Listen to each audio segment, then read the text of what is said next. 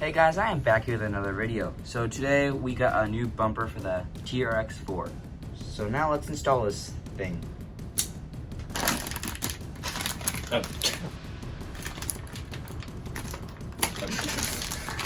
That was too difficult, that's embarrassing.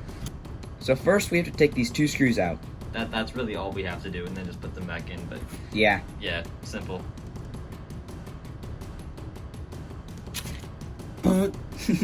Find what mount position it should be in for the body. Probably all the way in, honestly. Maybe. Well, maybe too. Would that work? Alright, so he's trimming up the body a bit because we can't figure out how to put it on the bumper. Yeah. We are what they call professionals.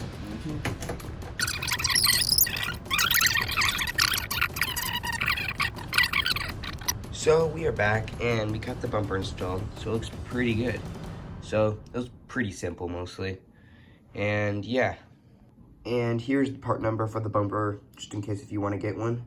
Thank you for watching. See you in the next one.